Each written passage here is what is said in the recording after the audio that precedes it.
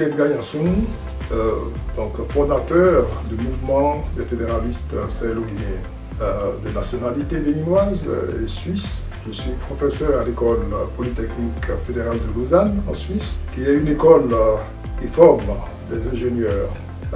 Depuis plusieurs années, je soutiens l'idée d'un regroupement politique des pays de l'Afrique de l'Ouest sous forme de confédération en vue de créer un marché de taille critique pour permettre une industrialisation à l'échelle régionale.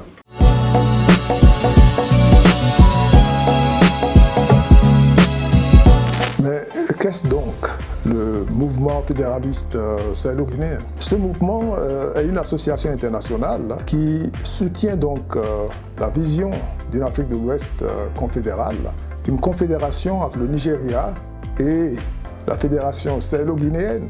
Le Nigeria est une fédération de 36 États, mais une fédération centralisée. Ça signifie que l'État fédéral a la souveraineté sur l'ensemble des ressources naturelles du pays. Nous préconisons une deuxième fédération, la fédération sahélo-guinéenne, qui va regrouper les pays du Sahel avec ceux du Golfe de Guinée, donc avec les pays qui sont dans le Golfe de Guinée. Alors cette fédération sahélo-guinéenne va donc former avec le Nigeria une confédération qui permettra de fluidifier le marché de l'Afrique de l'Ouest et de permettre l'industrialisation de cette région. Alors pour ce faire, il y a un travail de terrain, un travail important de terrain à faire, de façon donc à convaincre les forces politiques et socio-économiques. Voilà ce à quoi servira, disons, le mouvement des fédéralistes sahélo-guinéens.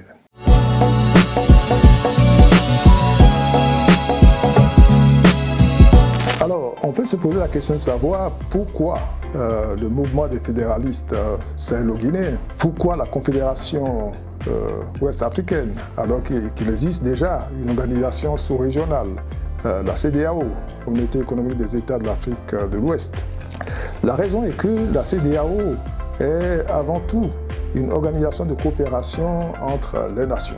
Et ces nations se présentent de façon très asymétrique. Le Nigeria représente 52% de la population de l'Afrique de l'Ouest et c'est la première puissance économique africaine. À côté du Nigeria, vous avez 14 micro-États. Alors cette formule de coopération entre États ne fonctionne pas parce que des décisions sont prises au niveau de la CEDEAO et ne sont pas mises en œuvre parce que la logique qui domine est d'abord une logique nationale. Ce que nous préconisons est beaucoup plus ambitieux. Il s'agit de créer une confédération politique entre deux fédérations souveraines. Bien entendu, les États vont continuer à jouer un rôle important, mais l'ambition est réellement de créer un regroupement politique. Et le mouvement des fédéralistes sahélo-guinéens est ce mouvement qui va promouvoir cette vision au niveau de nos sociétés en Afrique de l'Ouest.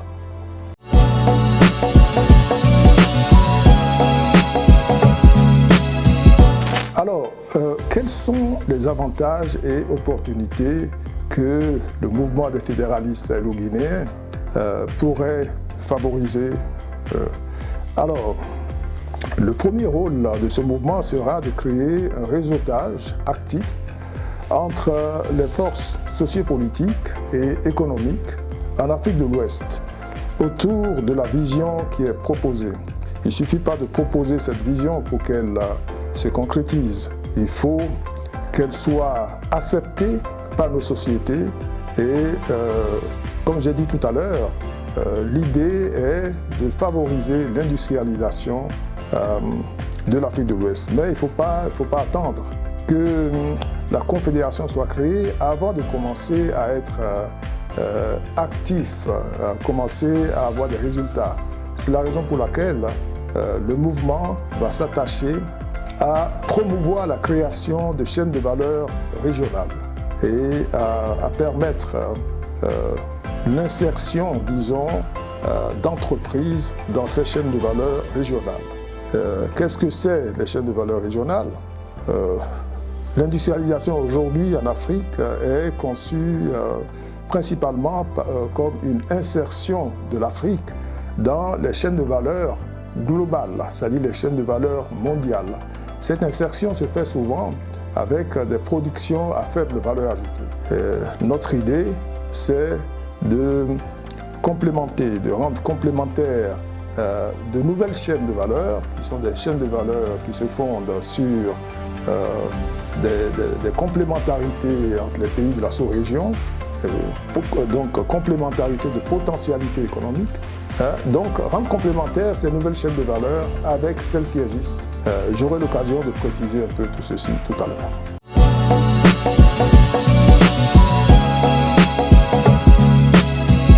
Comment pouvez-vous intégrer le mouvement si vous le souhaitez? Alors, pour le développement du mouvement, nous commençons avec deux sections. La section du Bénin et une deuxième section au niveau de la diaspora.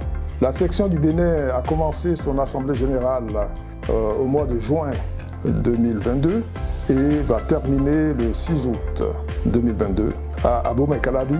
Alors, si vous êtes béninois ou si vous résidez au Bénin, quelle que soit votre nationalité, et que vous souhaitez intégrer la section béninoise, il suffit, disons, de me contacter ou de contacter le secrétariat national de la section béninoise, dont les contacts vous seront présentés à l'issue de cette vidéo. Vous pouvez également me contacter à mon adresse email edgar.yansonou@gmail.com. J'aimerais également vous présenter le premier projet que nous avons réalisé, qui est le projet d'un réseau social comme Facebook, mais une sorte de Facebook réservé aux membres du mouvement, et en particulier donc les membres de la section béninoise, qui sont actuellement au nombre de un peu plus de 200 membres. Et ce réseau social va nous permettre, en quelque sorte, de développer déjà une coopération entre les membres. Les membres, en fonction de leur centre d'intérêt, vont créer des clusters, donc des groupes, et vont échanger des informations de nature professionnelle ou culturelle, ce qui va pouvoir leur permettre de prendre des initiatives ensemble et de chercher également des partenaires dans la sous-région ou au niveau international. Donc l'adresse de ce réseau social va vous être présentée, mais je peux déjà vous la donner. C'est MFSG, donc M comme mouvement, F comme fédéraliste, S comme Sahello, G comme Guinéen, Afrique.com.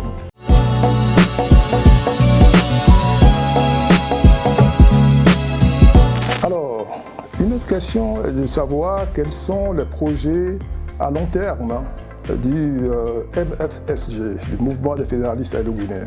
Alors, il est clair que le projet ultime est la confédéralisation de l'Afrique de l'Ouest pour renforcer donc les chances de succès de stratégies régionales, là où le fractionnement actuel ne permet pas d'atteindre en quelque sorte ces objectifs. Et un de ces objectifs, comme je l'ai signalé, c'est l'industrialisation. Alors, nous avons un certain nombre de projets qui peuvent commencer dès maintenant. Le premier projet serait de favoriser en quelque sorte le brassage des populations.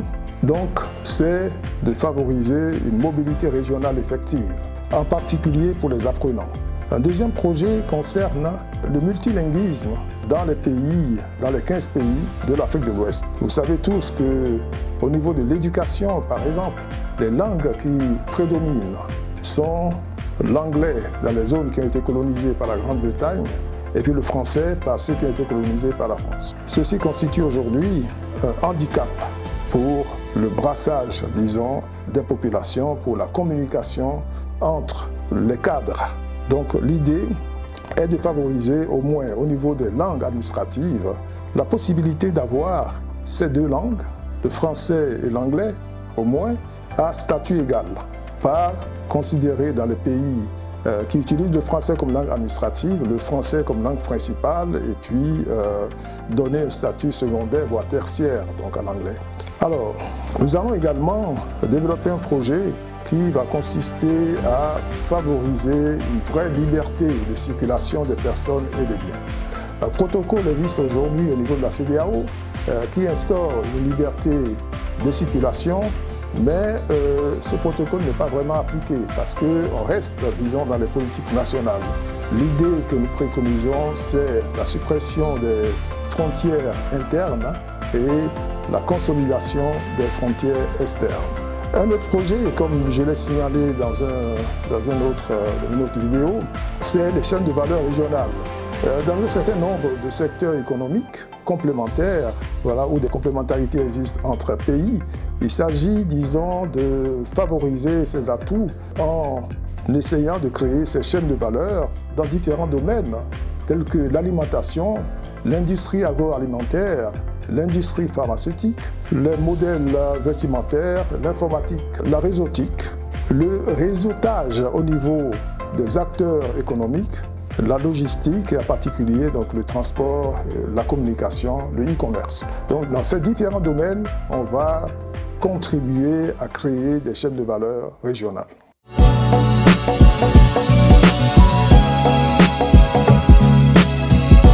Alors, un dernier message à l'endroit des partenaires potentiels du mouvement des fédéralistes sahélo-guinéens.